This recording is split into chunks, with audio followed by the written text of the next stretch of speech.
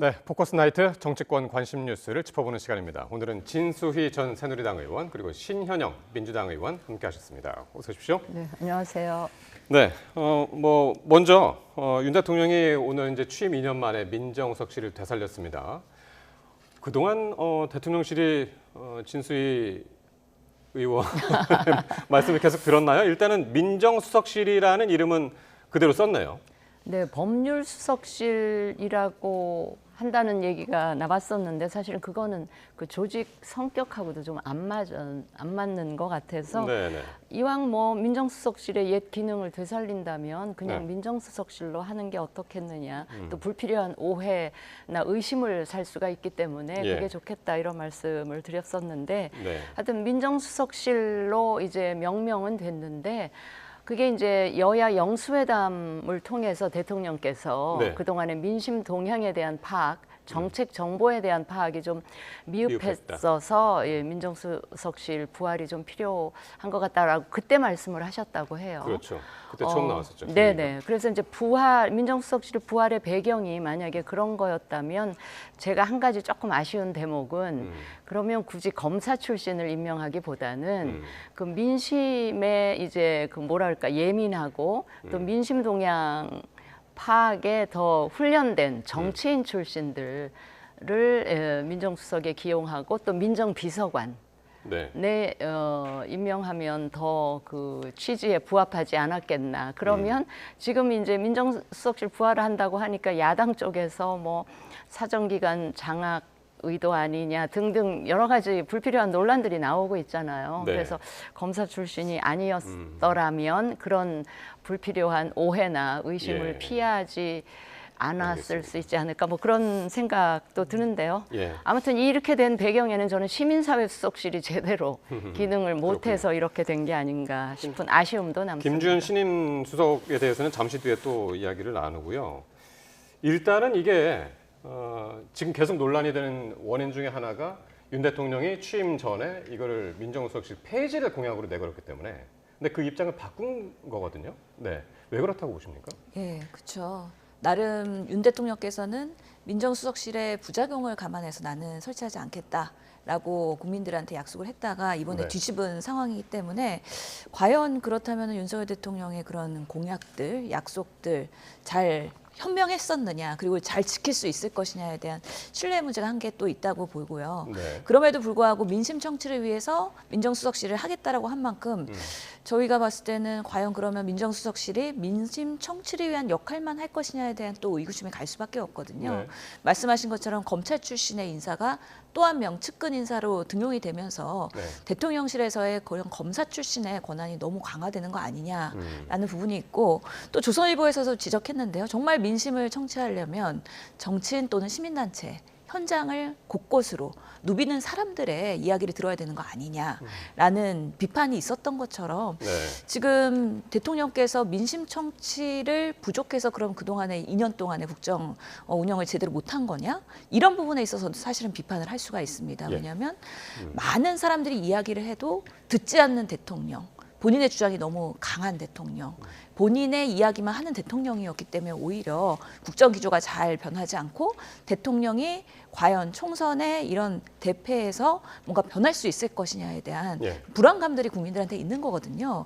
그런데 뭔가 새롭게 그런 번복을 할 것이면 좀 더 제대로 된 모습을 보여야 되는데 그런 기능들이 유지되지 않을 것 같다라는 또 걱정과 우려가 한편에서는 당연히 있을 수밖에 없다라고 예. 생각합니다. 자, 일단 그러면 신임 민정수석은 이제 김주현 전 법무부 차관이고 윤석열 대통령하고는 이제 학교 2년 선후배 사이죠. 일단은 뭐 윤석열 대통령의 선배지만 뭐 윤 대통령이 일단은 그 사실 구수를 했기 때문에 네. 네.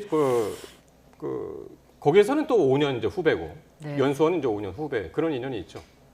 뭐 검찰 출신이면 네. 대부분의 검찰 출신들은 다 윤 대통령하고 이런저런 선배 아니면 후배 뭐 그런 인연들은 다 있겠죠. 같이 일한 경험도 시간들도 있을 거고요. 네. 예. 그래서 이제 그런 분이 오신다.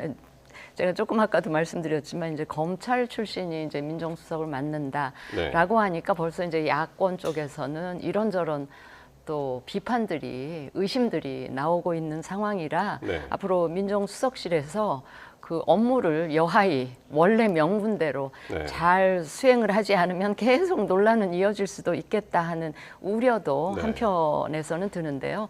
저는 민정수석실 부활과 함께 제가 드리고 싶은 말씀은 법무부로 가져갔던 그 인사검증 기능도 이참에 네. 좀 가져왔으면 좋겠다는 생각이 드는 게 네. 법무부에서 인사검증을 그렇게 철저히 제대로 하지 못한 것 같다는 평가가 많이 있지 않습니까? 네. 그래서 다시 가져오면 좋겠고 그 말씀은 오늘 없었죠. 그 부분에 대해서는. 그 부분에 대해서는 아마 질문도 없었던 것 없었죠. 같고요. 예, 없었습니다. 예. 그리고 이제 지금 대통령 친인척 관리도 거기서는 안 한다는 식으로 이야기를 했기 때문에 네, 저는 네, 네. 빨리 대통령 친인척 관리를 위한 그 특별 감찰관을 공식적으로 임명하는 그 절차를 서둘렀으면 좋겠다 네. 하는 말씀을 드리고 싶어요. 네.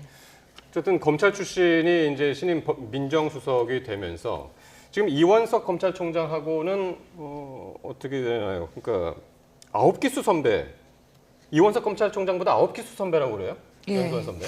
그래서 이제 뭐 야권에서는 이제 검찰과 경찰, 이 사정기관 통제용 아니냐 그런 의심을 보내는 시각이 이것 때문에 더 있는 것 같긴 합니다. 그렇죠. 상당히 우려가 되죠. 왜냐하면은 검찰이라는 조직이 워낙에 수직 상하에 기수별로 이렇게 이루어지는 조직 문화가 강하기 때문에 이 9년이나 선배다. 그렇다면 검찰 조직에 대해서 상당히 많이 들여다보고 있고 그 내부를 이미 다 잘 알고 있고 수사의 흐름을 판단하고 있고 거기 검찰의 조직에 있는 현직에 있는 사람들과는 상당한 네트워킹을 갖고 있기 때문에 네. 대통령실과 이 검찰에서의 운영에 있어서 과연 독립적으로 이루어질 수 있겠느냐에 대한 우려가 당연히 있을 수밖에 없고요. 특히 오늘 대통령께서도 강조하신 거는 정보 수집을 얘기하셨어요.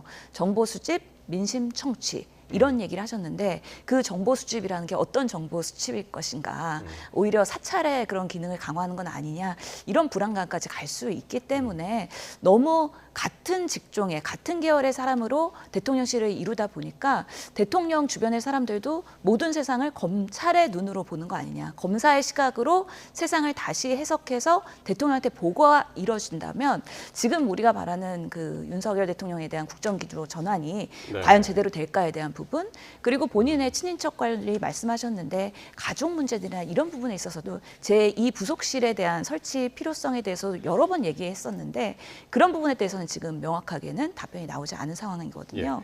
이런 부분부터 본인 스스로의 문제부터 해결하는 그런 좀 솔선수범의 모습을 대통령께서 보여주셨으면 좋겠다라는 생각을 합니다. 그래서 이제 지금 화면으로도 보시지만은 오늘 윤석열 대통령이 직접 지난번 이제 비서실장하고 정무수석 소개할 때처럼 오늘도 민정수석을 이제 소개를 하는 자리에 있었습니다. 민정수석 역시 이제 그 자리에 참석했고요. 어떤 발언들이 있었는지 한번 듣고 오겠습니다. 민심 정보라고 하지만 결국은 정보를 수집하고 다루는 일이기 때문에 사실 뭐 우리나라뿐만 아니라 세계 어느 나라에서도 이 정보를 다루는 부서는 법률가가 지휘를 하면서 이 정보 자체가 법치주의 테두리 안에서 이루어질 수 있도록 하고 있습니다. 그러기 때문에 과거 역대 정권에서도 법률가 출신들이 또 대부분의 검사 출신들이 민정수석을 맡아온 것이라고 생각합니다. 저는 앞으로 가감없이 민심을 청취해서 우리 국정 운영에 반영될 수 있도록 최선을 다하겠습니다. 각 정책 현장에서 이루어지고 있는 국민들의 불편함이나 또는 문제점 그런 것들이 있다면 그런 것들이 국정에 잘 반영이 될 수 있도록 최선을 다하겠습니다. 예, 일단은 왜 검찰 출신이냐 이 이야기에 대해서 취재는 이제 동서고금을 막론하고 민심 정보를 다루는 일에 법률가가 기용되고 있다 이런 이야기를 하셨어요. 어떻습니까? 진짜 그렇습니까? 저는 제가 아는 한 그런 자료를 갖고 있지 못하기 때문에 네네. 정말 다른 나라의 예에서도 그런지는 제가 지금 확답을 네네. 못 드리겠는데 아무튼 지금 현재 그 야당에서 비판 제기하고 있는 이런저런 우려, 걱정, 비판 이런 것들은 조금 기다리셨다가 민정수석실이 만약에 정말 의심스러운 일을 하는지를 봐가면서 네. 그때 비판을 하셔도 늦지 않지 않겠나 그런 말씀을 드립니다. 네. 조금 전에 그 진 장관께서 그러니까 말씀을 하셨었는데 일단은 인사검증 기능, 법무부로 이관이 됐던 인사검증 기능, 그리고 이제 대통령 친인척 관리 등 이것도 같이 민정수석실로 이관이 돼야 된다고 보시나요? 어떻게 보시나요? 글쎄요. 지금으로서는 민정수석실이 어디까지 다시 정상화될 건지에 대한 부분들이 정확하게는 그림이 그려지지 않기 때문에 네. 이곳에 더 그 권한을 강화하는 게 적절한지에 대해서도 한번 살펴볼 필요가 있을 것 같습니다. 네. 우선은 대통령께서 정치하는 대통령이 되겠다고 하셨잖아요. 정치하는 대통령이라면 이제는 검사 출신의 대통령이 아닌 국민의 다양한 그 모습들을 두루두루 살필 수 있는 대통령이라는 말이죠. 네. 그런 면에서는 뭔가 본인과 다른 사람들의 얘기, 오히려 본인과 극에 있는 사람들에 대한 얘기를 많이 들어야 된다고 생각을 하고 특히나 우리 국회도 그렇습니다. 우리 국회도 법률가 출신들의 상당수가 국회의원으로서 조성이 되어 있기 때문에 다양한 영역에 있어서의 전문성 있는 사람들이나 그 영역에서의 바닥 민심을 아는 사람들에 있어서는 상당히 그런 부분에서는 좀 아쉬움이 있는 게 사실이거든요. 똑같은 생각으로 대통령실도 조금은 다양성을 강화하는 방식으로 가야 민정수석실이 정말 국민의 민심을 청취하고 있구나. 네. 그렇다면 인사 관리나 그 외에 친인척 관리까지도 확대하는 데 있어서의 신뢰를 가질 수 있지 않을까 싶은데 지금으로서는 그 윤석열 대통령이 항상 예상 외의 반전을 주는 모습은 없었단 말이죠. 네. 항상 그럴 것이다라고 예측되면 그대로 하는 기존에 답습하는 모습을 갖고 있기 때문에 국민들이 더 걱정하시고 우려하시는 게 아닌가 싶습니다. 그래서 오늘 기자들도 이 민정수석실이 부활하는 것이 혹시 김건희 여사 특검의 방탄용이 아니냐 이런 질문을 했었고요. 여기에 대해서 대통령이 어떻게 얘기했는지 한번 듣고 오시겠습니다. 사법 리스크가 있다면은 제가 해야 될 문제이지 제 문제를 또 저에 대해서 뭐 제기된 게 있다면 제가 설명하고 풀어야지 민정수석이 할 일은 저는 아니라고 생각합니다. 네, 야권 일각에서 계속 나오고 있는 이야기인데 이 사법 리스크나 특검 방어용이 아니냐 이런 비판을 대통령이 이제 직접 풀어야 할 문제다 이렇게 이제 강조를 해서요. 이건 어떻게 들으셨습니까? 대통령이 국민께 직접 말씀하신 내용인데 일단 믿어야죠. 예, 그리고 특검이라면 무슨 특검을 이제 기자들이 말씀하시는 특검 방탄용이라고 하면 그거 아마 김건희 여사 관련한 만약에 특검법이 통과가 되거나 그랬을 때 경우를 상정해서 얘기를 하는 것 같은데 그건 아직 현실화되지 않은 이야기이기 때문에 최상병 특검도 사실상 대통령실도 지금 이제 의혹이 대통령실이 있기 그 때문에 대상이기 때문에 네. 글쎄요 이 민정수석실을 만약에 그런 특검 그러니까 대통령실까지 조사가 오는 그런 상황에서 어떤 방어나 방탄용인지 아닌지는 뭐 그때 가서 파악을 하고 비판을 해도 그때 하는 게 맞지 않겠나 싶은 생각인데 어쨌든 대통령께서 저렇게 그 수석 임명하면서 직접 기자들 앞에 나와서 말씀하시고 기자들 질문도 받는 걸로 봐서는 지금 많이 변화하려고 굉장히 애를 쓰고 계시기 때문에 지금 일어나는 이 모든 일도 평가나 비판은 조금 좀 시간을 들이는 게 맞지 않을까 일단은 싶습니다. 대통령이나 대통령실의 선의를 일단은 믿고 지켜보자. 네, 그렇습니다. 그런 말씀이시고. 네. 그런데 이제 오늘 검찰총장이 아침에 이제 출근길에 기자들 만나서 이야기를 했었죠. 또 한 번 강조를 했는데 김 여사 명품백 수수 의혹 관련해서 신속하고 철저하게 수사를 지시를 했다라는 이야기인데 또 한 번 이제 강조를 했습니다. 그래서 오늘 또 이 두 가지 일이 한꺼번에 이제 일어나는 바람에 약간 이제 겹쳐서 보이는 경향도 있긴 해서. 예, 그렇습니다. 상당히 지금 김 여사 관련된 문제들에 대해서 대응이 빨라졌다라는 느낌이 있는 것이죠. 대통령께서도 본인이 직접 가족 문제는 해결하겠다고 하셨는데 그 말을 한번 믿어보겠습니다. 기자회견도 예정되어 있기 때문에 김 여사의 그런 뭐 명품백 수수 논란 그리고 주가 조작 논란, 양평 고속도로 논란 이것이 앞으로는 또 화두가 될 수밖에 없는 것이 이번 총선에서 국민들께서 민주당을 압승으로 지지하실 때는 뭐 정권 심판론이 통했다라는 부분도 있지만 이채 양명주라고 해서 이태원 참사 그리고 채는 최상병 특검 이 부분에 대해서는 지금 우리가 노력을 해서 어느 정도의 수위에 올랐다고 하면 나머지 양명주가 김 여사에 관련된 부분이거든요. 이 부분에 대한 특검 패키지를 21대 때는 아마 빠르게 민주당 네. 또는 조국혁신당에서 이런 부분을 추진할 거라고 예상이 되기 때문에 이에 대응하는 대통령실 그리고 검찰에서의 그런 대응 논리가 좀 빨라지고 있다. 그래서 수사를 하고 제대로 조사가 되지 않으면 특검으로 갈 수 있기 때문에 사전에 방어용으로 뭐라도 해야 되지 않느냐라는 거에 대한 필요성이 사전에 좀 판단이 된 거 아닌가라는 의구심이 듭니다. 예.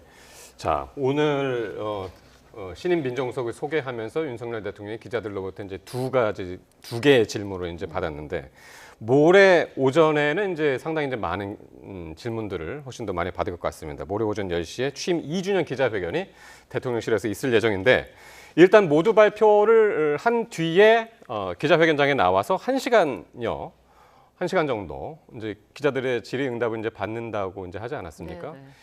일단은 모두 발표에서 어떤 이야기를 할지가 관심인데요. 제가 오늘 이제 들은 바로는 그 네. 김수경 용산 대통령실 대변인이 네. 그 모두 발언을 아마 영상으로 일단 맞습니다. 한 다음에 예. 이제 대통령이 나오셔서 이제 질문을 받는다 그러는데 그 영상이 두 가지라 그러거든요. 하나는 예.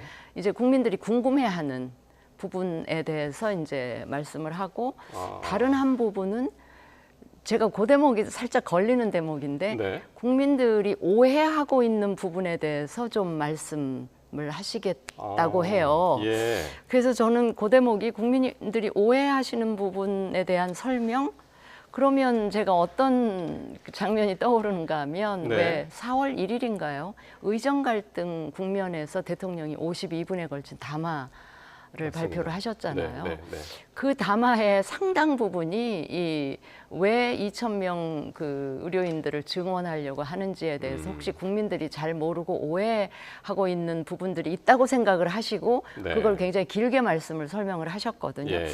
혹시 그거에 재판이 되게 되면 질의응답 가기도 전에 국민들께서 아이 뭐지 뭐 이런 생각을 하게 될까봐 제가 네. 기우이면 좋겠지만 그런 이제 걱정이 드는데 저는 기본적으로 이번 기자회견을 통해서는 대통령께서 하시고 싶은 말씀보다는 네. 국민들이 듣고 싶고 좀 물어보고 싶은 그런 부분들에 대해서 그러면 진솔하게 이야기를 좀 많이 하시면 좋겠다 이런 모두 생각을 합니다. 발표 그 질의응답 전에 모두 발표가 국민들이 궁금해하는 것 네. 그리고 오해하시는 것들에 대한 이야기를 한다는 이야기는 어디서 들을 수 있나요? 제가 기자들인가요? 오늘 아니면 대통령실?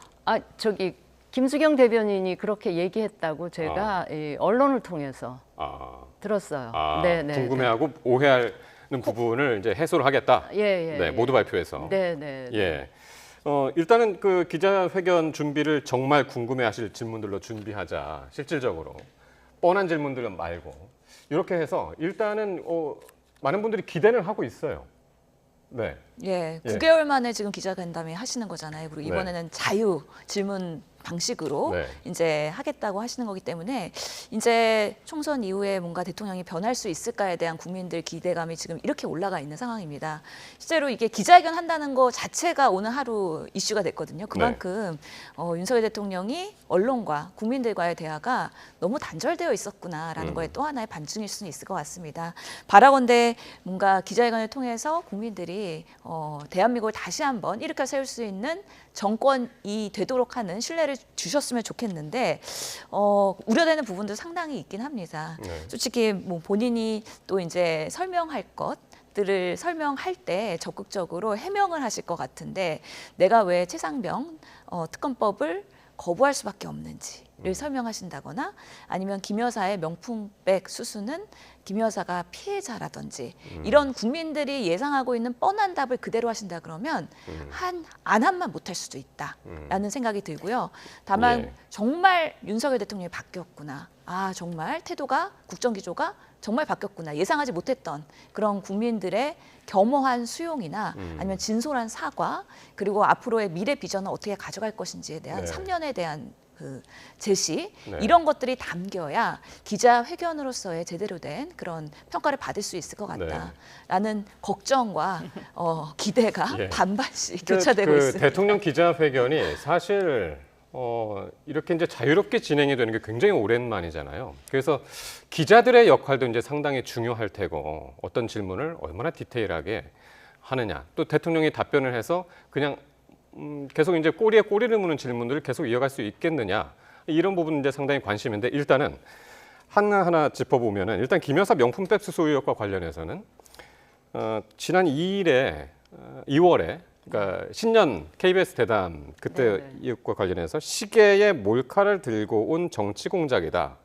이렇게 이제 입장을 밝히셨단 말이죠. 여기서 좀 변화가 있을까요? 어떻게 보십니까? 글쎄요, 저도 그거는 자신 있게 답을 못 하겠는데, 그때 말씀하셨던 게 매정하게 끊질 못해서, 워낙에 그 예전부터 아는 사이였어서 네. 매정하게 끊질 못해서 그 공작의 그냥 피해자가 된 것처럼 이렇게 네. 말씀을 하셨는데, 과연 그러니까 박절하지 못했다, 그런 표현을 쓰셨죠. 이번에는 그 입장에서 뭔가 진전됐다고 한 표현은 좀 어폐가 있을 수도 있는데, 좀 달라진 그 국민들의 생각에 좀 공감하는 그런 그 표현을 하실지, 그거는 저는 잘 모르겠습니다. 그때와 지금의 상황이 조금 달라졌다면은 검찰이 지금 일단 수사를- 본격적으로 수사에 네, 들어갔단 네, 말이죠. 예, 예. 네, 네. 근데 조금 아까 우리 앵커께서 그 말씀을 하셨잖아요. 기자들의 질문이 어느 정도가 될지 모르겠다는 부분에 제가 드리고 싶은 말씀이, 늘상 대통령 기자회견을 하고 나면 대통령보다 더 비난을 받는 분들이 기자들인 것 같아요. 네, 네. 왜냐하면 왜 뻔한 질문만 하느냐, 네. 그냥 겉핥기식으로 질문 하나 하고 또 다른 질문으로 넘어가지 말고, 뭔가 네. 답이 미진했다면 계속 후속 질문, 추가 질문을 그 해야 되는 거 아니냐, 그게 기자 아니냐, 뭐 이렇게 네. 해서 비판을 많이 받았던 걸로 보이는데, 아마 이번 기자회견에서는 기자들도 약간 그 굉장히 긴장을 하면서 그 후속 질문을 이어가려고 하지 않을까 싶은데, 어느 정도가 될지는 모르겠어요. 그런데 네. 저는 대통령께서 이런 식의 기자회견을 좀 자주 하셨더라면 이 한 번 하는 이 기자회견에 이렇게까지 국민적 관심이 모아지고 결과적으로 대통령이나 용산 대통령 준비하시는 대통령실 쪽에서 엄청난 부담이 될 수도 있잖아요. 그런 상황에서 이게 되게 뭐라 그러나 그 일상적으로 있는 일이 굉장히 특별한 일인 그러니까 것처럼 사실 만든 거가 참 좀 문제가 있었다, 저는 그렇게 임기 생각을 초기에는 합니다. 네. 도어 스태핑을 매일매일 하셨잖아요. 네. 그래서 이제 그건 그런 좀 기회가 봐야 이제 돼요. 기자들하고의 이제 소통의 기회가 이제 여러 번 있었는데, 지금 이게 100일 기자회견 이후에 1년 9개월 만이라고 하니까 네, 상당히 네. 21개월 만에 오랜만에 하는 거기도 하고, 일단은 지난번에 이제 그 기자들이 얼마나 이제 질문을 잘 할 것이냐 이제 그 얘기를 하셔서, 영수회담 때 우리가 보이지 않았던 이제 그 본회담 때는 이제 85대 15로 이제 민주당 쪽에서 이제 주장하는 거지만, 대통령실에서 이제 7대3 정도였다라고 얘기를 했지만, 일단 대통령이 말씀을 많이 하셨어요. 그래서 이번에도 기자회견이 1시간인데 여기서 대통령 말씀이 길어지면 1시간이 무슨 소용일까라는 뭐 그런 걱정들도 하시더라고요, 일각에서는. 상당히 불안하죠. 그래서 1시간 동안에 질문 뭐 1분 하면 답변 9분. 그러면 1시간 동안에 뭐 6개밖에 질문 못 받는 거거든요. 그래서 당부드리고 싶은 거는, 이번에는 대통령께서 간단 명료하게 답변하셔라. 그리고 돌발 행동하시지 말고 참모 말을 들으면서 참모들의 조언을 잘 새겨서 답변하셨으면 좋겠다라는 생각이 들고요. 그리고 진 의원님, 이 예. 부분 계속 이제 좀 진척을 하자면, 예. 최상병 특검법과 관련해서는 어떻게 말씀을 하실까요? 기자들 뭐 분명히 질문을 할 텐데. 예. 저는 최상병 특검법 뭐 수용하겠다라고 얘기하시면 간단 명료하고 끝날 것 같습니다. 그래서 이제 대통령실로 이관이 됐거든요. 그렇기 예. 때문에 이제 대통령실에 판단만 남아 있는 상황이기 때문에 국민의 염원을 받아들여, 총선의 결과를 받아들여 겸허히 수용하고 필요한 특검을 시행하겠다. 공수처 수사와 연결해서 제대로 된 최상병의 억울한 죽음, 그리고 어느 선까지 외압이 있었는지에 대해서 모든 걸 내려놓고 나 또한 이 부분에 있어서는 책임감을 가지고 임하겠다라는 얘기를 하시면 저는 반전이 있을 수 있다라고 생각을 하고요. 네. 특히나 뭐 또 바라건대 질문을 받으시면서 특정 매체를 배제하거나 이렇게 뭔가 특정 셀렉션해서 질문을 받지 않도록 하는 방식으로 꼭 하셨으면 좋겠다. 왜냐하면은 그동안에 우리가 여러 가지 상당히 언론 대응 공격적인 하면서 언론은 좀 피해야 할 예, 수도 있겠다라는 어느- 걱정을 하시는 예, 거군요. 매체는 배제하거나 아니면 또 뭐 우리 국민들이 언론 탄압이나 장악에 대해서 또 좀 트라우마가 있거든요. 대통령에 대해서. 그렇기 때문에 그런 모습 아니고 정말 모든 언론사에게 평등한 기회를 주어졌으면 좋겠다. 일단은 생각하고 지금 있습니다. 신 의원께서는 바람을 말씀을 하셨어요. 네네. 예. 저는 매체를 차별하는 그런 거는 하지 않을 것 같고요. 네. 그다음에 1시간 예정된 것도 제 예상으로는 1시간 예정했지만 뛰어넘을 수도 있다.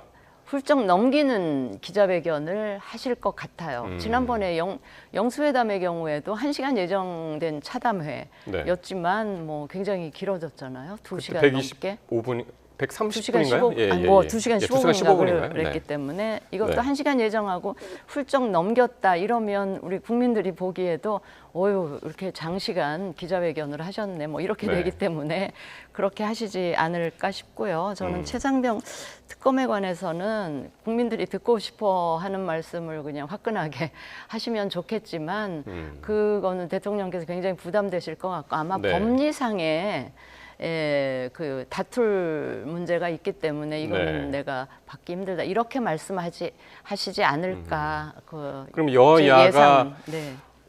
협의를 거쳐서 이제 합의를 하면 조건부로 뭐 그런 통과를 답변을 시켰- 하셔도 예, 저는 예. 굉장히 진전된 무조건 거부권 행사가 아니라 네. 이런 점에서 법리상의 문제가 있을 수 있으니 네. 이 부분만 좀 다듬고 독소 조항이라고 보이는 그 부분을 좀 그 양보해주면 내가 거부권 행사 안 하고 받을 수도 있겠다. 네. 이 정도까지는 근데 진전된 워낙 답이 나올 수도 이런 있죠. 조건부 얘기들이 많이 나오니까 민주당에서는 그거 말도 안 되는 얘기다. 미리 지금 차단을 하고 있는 그런 상황인데. 그거는 민주당에서요. 꼭 네. 대통령으로 하여금 거부권을 행사하게끔 만들고 싶어하는 네. 뭐 그런 바람이 숨겨져 있어서 그런 거 아닐까요? 네, 요거는 이제 그때 이제 기자회견 때 어떻게 말씀하시는지 한번 보고요. 저 이제 다음 주제로 한번 넘어가 보죠. 국민의힘 전당대회 얘기인데 당초에는 이제 6말 7초라고 해서 이제 6월 말이나 7월 초 그렇게 되면은 이르면 이제 다음 달 말로 지금까지 예상이 됐었는데 이게 일정이 8월 이후로 미뤄질 가능성이 커졌습니다. 황우여 비대위원장의 목소리를 먼저 듣고 오겠습니다. 6월 말 7월 초 얘기했는데 지금 전당대회 그 당원 당규상 최소한도 필요한 시간이 한 40일 정도 돼요. 그리고 우리가 예컨대 룰에 대해서 확정하는 문제라든지 또 후보들이 어느 정도 준비하는 기간을 주면서 해야 될 거 아니겠어요? 언제라고 못 받기보다는 하여간 그래도 한 달 이상은 늦어지지 않을까 이런 예상을 하는 거죠. 네, 일단은 국민의힘 당원 당규상 대회 준비에만 최소 40일이 필요하다. 현재로서는 시간이 충분하지 않다. 요 말씀에는 동의를 하십니까? 그렇게 많은 기간이 걸리나요? 저는 동의해요. 동의하고요. 저는 처음부터도 네. 아무리 관리형 비대위를 띄운다 해도 관리형 비대위라 그래서 혁신적인 조치를 하면 안 된다는 건 없잖아요. 관리형이라고 하더라도 최소한의 혁신 조치 한두 가지는 반드시 이번에 같이 도입해서 전대를 치러야만 그래도 국민들의 관심을 끌 수 있겠다라는 생각을 하고 그러려면 처음에 주어진 기간보다는 조금 기간이 늘어나더라도 네. 혁신이 되면 나쁘지 않겠다. 그리고 정기국회 열리기 전까지만 이제 지도부가 구성이 되면 되지 않겠나 싶었고요. 제가 예. 말씀드리는 제가 원하는 최소한의 혁신 조치라 함은 당 대표를 뽑는 그 룰 있잖아요. 지금 당원만 투표하도록 되어 있는 당원 100%죠. 그 룰을 민심을 최소한 제가 말씀드린 거 최소한이에요. 최소한 절반 정도, 50% 정도는 오. 반영하는 쪽으로 룰을 바꾸는 그 혁신 조치라도 제대로 도입하려면 저는 시간이 조금 더 필요하겠다 이런 생각을 합니다. 그리고 최소한 50% 정도는 반영돼야만 하는 또 다른 이유가 국고 보조금을 받잖아요. 모든 정당들이. 그러면 꼭 당대표를 당원들끼리만 모여서 뽑아라. 이거는 저는 아닐 수도 있다고 봐요. 네. 국고 보조는 국민 세금으로 정당에 주는 거 아닙니까? 그러면 민심도 그 정도 수준을 반영하라는 그런 의미가 저는 포함되어 있다고 보기 네. 때문에 민심 절반 정도는 반드시 알겠습니다. 포함시켜야 제대로 된 지도부가 구성이 되고 그래야만 이제 국민들이 아 국민의힘이 좀 바뀌려고 하는구나라는 인상을 줄 수가 있기 때문에 그런 점에서는 좀 비대위가 활동 기간을 조금은 늘려가는 것도 네. 필요하다 이렇게 생각을 합니다. 일단 황우여 비대위원장 얘기대로라면 이제 8월 이후로 밀릴 가능성이 이제 큰데 그렇게 되면 민주당 전당대회도 지금 8월 예정 아닙니까? 네, 거의 맞습니다. 거의 비슷한 시기에 있을 것 같아요. 그러니까 9월 정기국회 앞두고 이제 대표를 뽑는다면 거의 비슷한 시기에 뽑아질 것 같네요. 예, 뭔가 양 당이 일을 네. 하려면은 결국에는 지도부 체제가 정립이 돼야지 사실은 협상도 하고 만나서 네. 논의도 하고 그러면서 추진이 될 텐데 네. 그러면서 시기가 비슷하다는 예상은 됩니다. 특히 황우여 비대위 같은 경우에는 관리형이라고 했지만 시적으로 국민의 눈높이에 맞을 때까지 국민이 이만큼 하면 됐다라고 얘기할 때까지 쇄신하겠다고 하셨거든요. 네. 그만큼 쇄신하는데 아마 시간이 많이 걸릴 거라는 생각이 듭니다.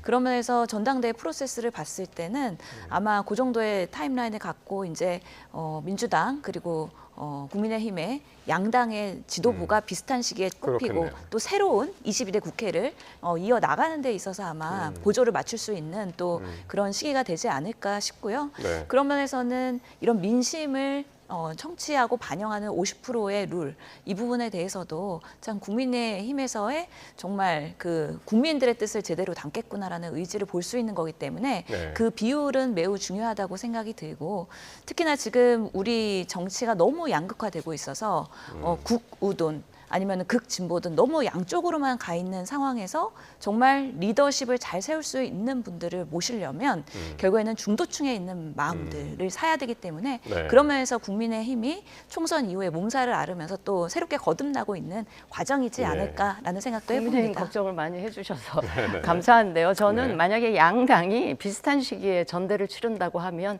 저는 흥행은 분명히 국민의힘 쪽이 더 흥행이 많이 될 것 같은 것이 네. 지금 민주당은 뭐 이재명 대표 거의 연임이 네. 거의 기정사실화되고 있고 네. 만약에 최고위원을 뽑는다고 해도 그 이재명 대표와 가까운 순서대로 아마 이 최고위원 등수가 정해지지 않을까 싶어서 네. 예. 너무 뻔한 민주당 전당대회보다는 그래도 국민의힘 전당대회가 더 국민적인 관심을 끌지 네. 않을까 그런 생각을 합니다. 네, 지금 말씀하신 그 이재명 대표 연임설은 지금 모락모락 지금 나오고 있고 지금 친명 그 의원들 중에서도 그런 이야기들을 이제 공개적으로 하시는 분들이 지금 있는 것 같아요. 오늘 이제 황 위원장이 당내 3040, 그러니까 40대 모임인 이제 천목회를 면담을 했는데 천목회가 이 자리에서 전당대회를 지금 계속 말씀하셨던 그 부분에 대해서 공식 요청을 했다고 하는데 어떤 이야기를 했는지 한번 직접 듣고 오겠습니다. 전대 룰에 관련해서 비율을 민심 반영이 돼야 된다. 저희는 그걸 5대5로 주장을 했고 그 말씀 드렸고 또 하나는 집단 지도 체제가 돼야 된다는 말씀을 드렸습니다. 비대위원장으로부터 그 어떤 확답을 받지는 못했으나 여러 가지 의견을 수렴하고 긍정적인 검토를 해보시겠다. 뭐 이런 말씀을 저희 들었습니다. 네, 예, 적어도 5대5라고 이제 말씀을 하셨어요. 근데 지금 조금 전에 이제 진 의원께서도 이제 그렇게 말씀하셨는데 어떤 분들은 오히려 100%로 해야 된다. 민심을.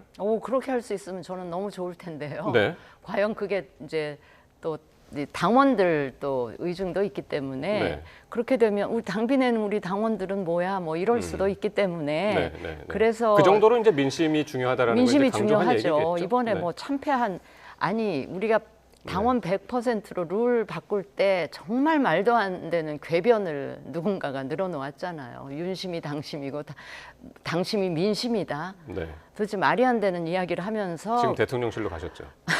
네. 그게 이게 지금 하여튼 총선 참패의 비극이 저는 거기서부터 시작이 됐다고 보거든요. 네. 그래서 이번에는 정말 달라진 모습을 보여드리려면 정말 민심이 원하는 우리 당 지도부를 꾸리겠다 이렇게 했으면 좋겠는데 그거는 네. 현실적으로 좀 가능하지 않을 것 같아서 100%는 안 되더라도 그러면 70% 정도 반영하면 좋겠다. 아니면 최소한 50%는 반영했으면 좋겠다 하는 말씀을 드리고 있는 것이고요. 저기 지금 오늘 그 황우여 비대위원장께 그런 그 말씀을 드린 모임이 첫 목회라는 네. 아마 매달 첫 번째 목요일 날 만나는 그런 것 모임인가 같습니다. 봐요. 그러니까 저게 네. 수도권 내 젊은 당선자와 낙선자 그룹인 것 같은데 저는요 이분들이 계속 그 국민의힘 당내 소장 개혁파로서 네. 목소리를 내고 존재감을 좀 드러냈으면 좋겠다라고 말씀을 드리고 싶은데 그 이유가 뭐냐면 이 당내 소장파들이 내는 개혁의 목소리가 실종된 게 벌써 여러 해 됐어요.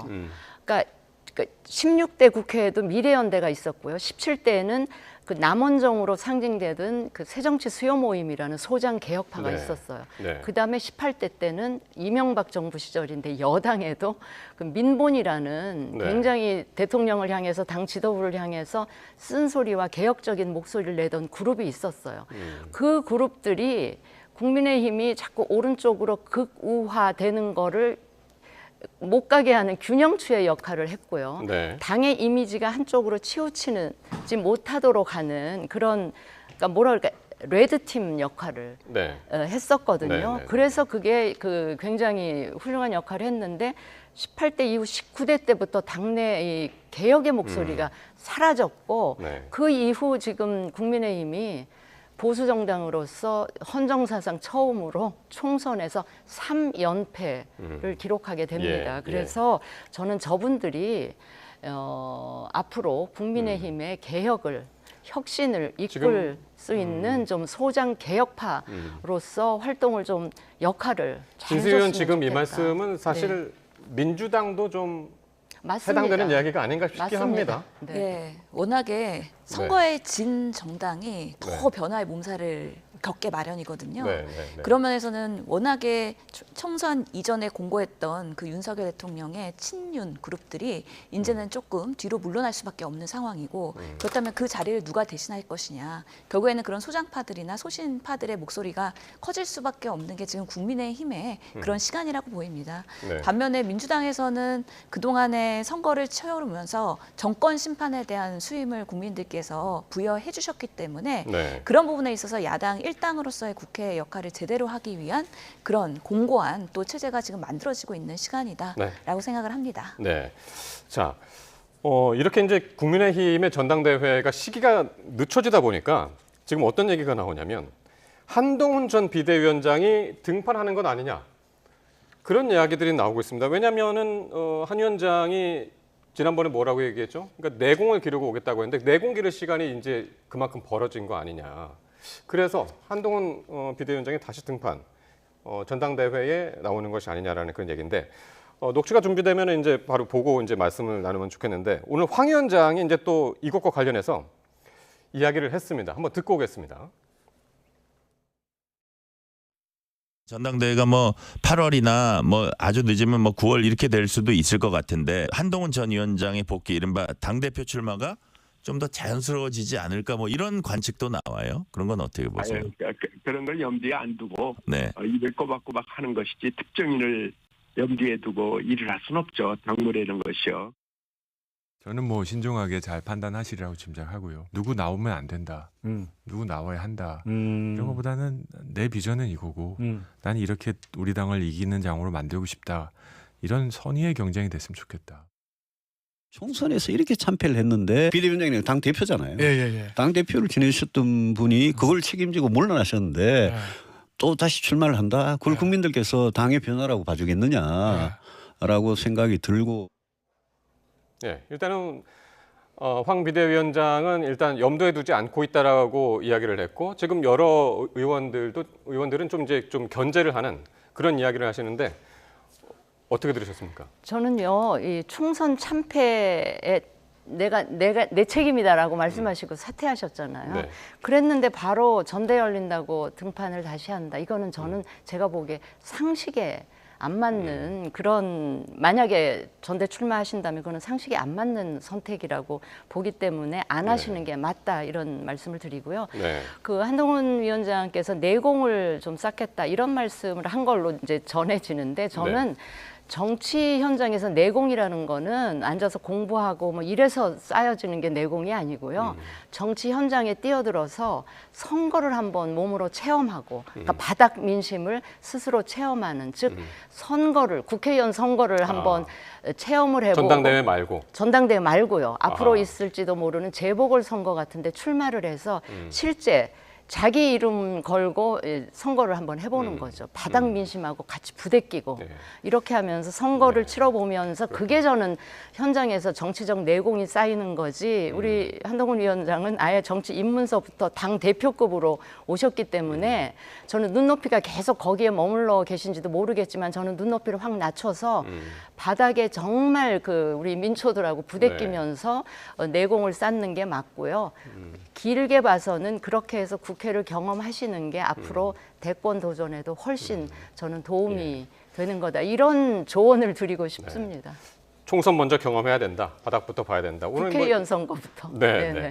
이준석 개혁신당 대표는 이제 서울시장 선거에 나올 것이다. 뭐 이렇게 전망을 하기도 했는데 어떻습니까? 이번 전당대회에 저는 한동훈 비대위원장이 나올 거라고 봅니다. 나올 거라고 예, 실제로 본인은 지금 본인 책임론으로 총선을 패배했다는 거에 대한 억울함이 분명히 있으실 거고요. 그렇기 때문에 윤 대통령과 거리두기를 하는 모습을 보이고 있지 않습니까? 또 정치인으로서 잊혀지는 것 자체에 대한 불안이 있기 때문에 기회가 된다면 당연히 나올 수밖에 없는, 최근의 정치의 흐름은 계속해서 빠르게 다시 재등장하는 흐름들이 생기고 있습니다. 그리고 지금 뭐 홍준표, 오세훈, 유승민 다 견제하면서 뭔가 한 방씩 날리고 있는데, 그러면 그럴수록 지금 한동훈 비대위원장의 존재감이 점점 커지면서 국민의힘의 차기 대권 주자 1위로 급상하고 있거든요. 그러면서 그런 흐름들을 살려서 본인이 또 할 수 있는 걸 헌신하겠다라고 짠 하고 나타나는 또 8월이 되지 않을까라고 예상해 봅니다. 칼은 칼집에 있을 때가 더 위력이 있는 거 아닐까요? 어쨌든 한동훈 전 비대위원장이 이제 비대위원들하고도 만나고 며칠 전에 지난주에는 이제 당직자들도 같이 만나는 자리를 갖곤 해서, 그래서 더 이게 지금 부각이 되고 있는 것 같습니다. 네, 두 분 말씀 여기까지 듣겠습니다. 진수희 전 새누리당 의원, 신현영 더불어민주당 의원과 말씀 나눴습니다. 두 분 고맙습니다.